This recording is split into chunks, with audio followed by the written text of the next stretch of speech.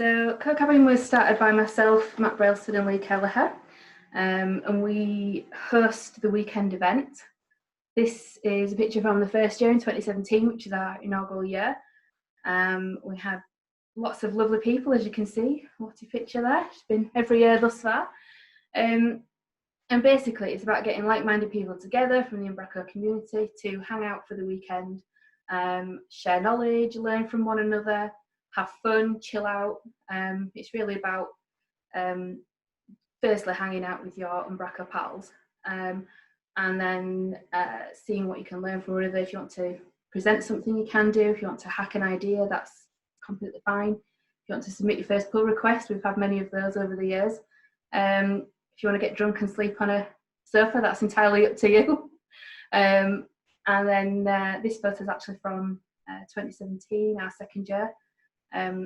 We've had a bit of a mix of places over the years, but we try to find somewhere in the countryside that has outdoor space, nice views. So it's not all about sitting in front of a laptop the entire weekend. If you don't want to, you could go to a games room, play foosball, or you could go out for a walk or a run. But we do have a schedule. We used to do it on post-it notes. We now use Trello ahead of time, give people a chance to submit ideas so that we can create sessions for the weekend from what attendees actually want to learn. And of course, it's fully catered by my good self. And we provide lunch, breakfast, lunch and dinner, snacks, drinks, alcoholic and non-alcoholic. And we like to have a good mix of people as well, from all different knowledge levels. So you could be an old hand at Umbraco, used it for 10 years plus, be a 10 times MVP, Lee Kelleher, or you could be completely new to Umbraco, but it's open to everybody. There's always something to learn. It's not always about what you can bring from a knowledge perspective, it's what you can take away as well. These are photos from our current location that we've used for the last 2 years and that we hope to use going forward. It's a converted cattle shed with really nice ensuite bedrooms, lots of spaces to break out and work together, collaborate, and a games room to chill out. Of course, you're welcome to have a t-shirt if you come along to CodeCabin, and hang out by the bar, which is a bit of a must. No pressure to drink though, obviously. But the main thing is as well is hanging out and eating a nice meal with friends.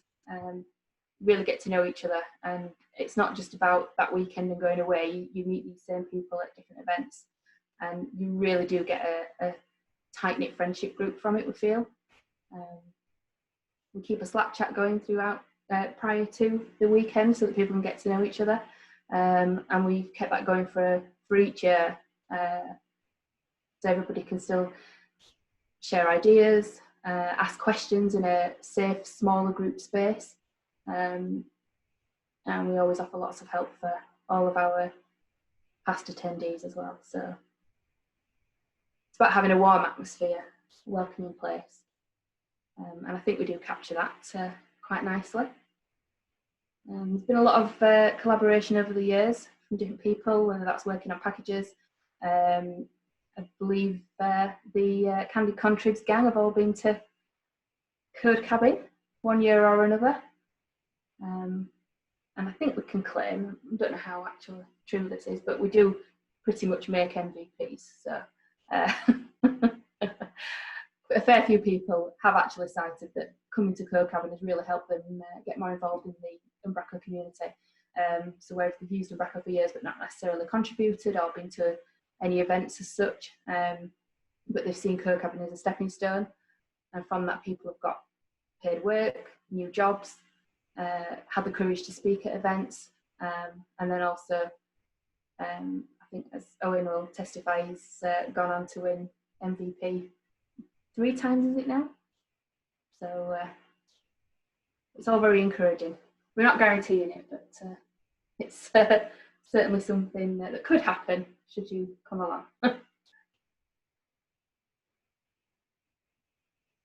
But yeah, it's definitely a welcoming, safe space to be. These last few photos are from last year, 2019. And bit of lunch there. Everyone likes a picture of hummus and olives, don't they? I'm glad I've already had my dinner. Otherwise I'd be starving.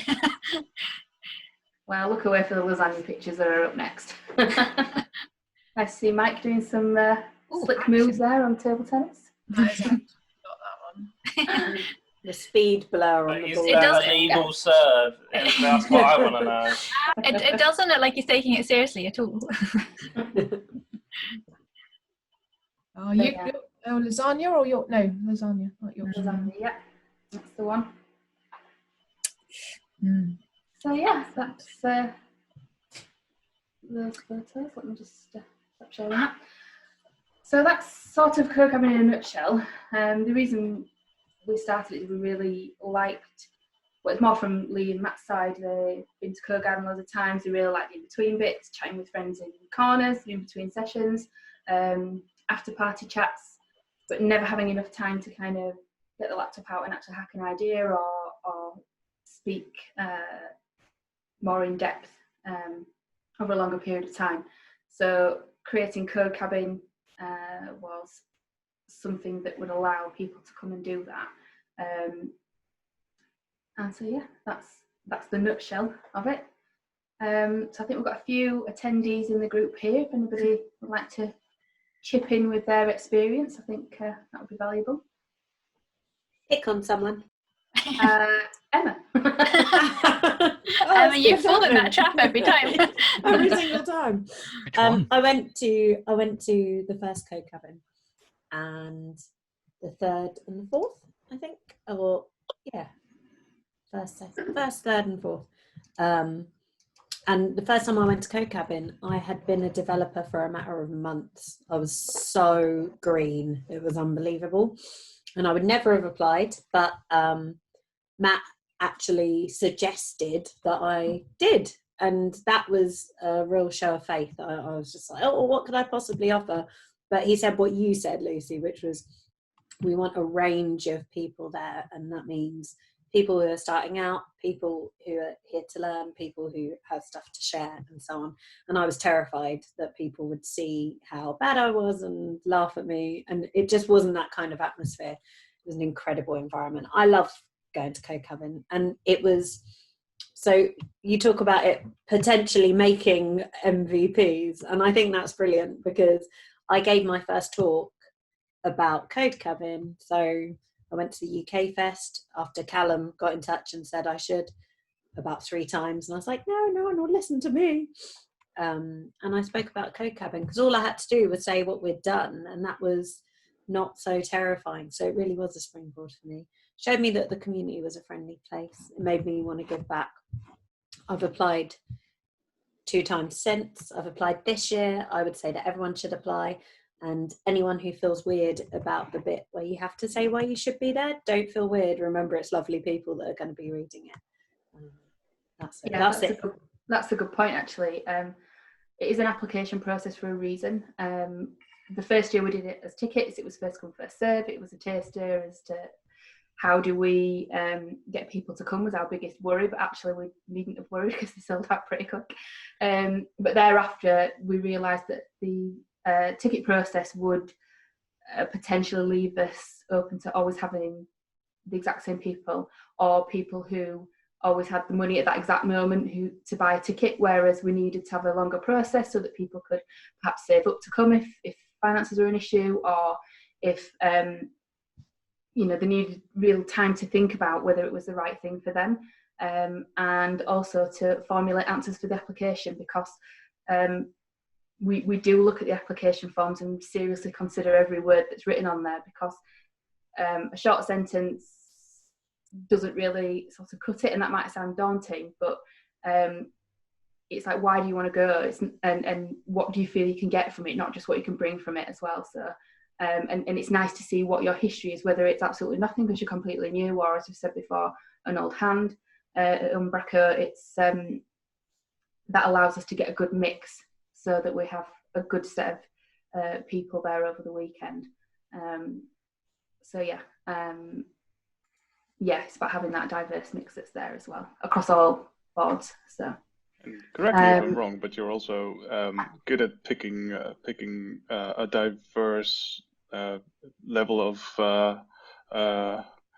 familiarity with Umbraco and or the development work. So not just seasoned developers, but maybe people who just get started. Yeah, exactly. And it's quite surprising how often there are people who are seasoned developers, but they've never been in touch with the community before either. So there's that different aspect as well. And from that, we've had people, again, speak at events and submit their first pull request. They've never actually contributed back, even though they've used it for years. So it is a bit of a springboard for people, I feel. It's like a safe space to kind of like step out into the Umbraco world. I think it'd be really great to hear if they're up for commenting. If John Humphrey's still around, do you want to speak about what your experience was like? I'm springing this on you entirely, if you're still there.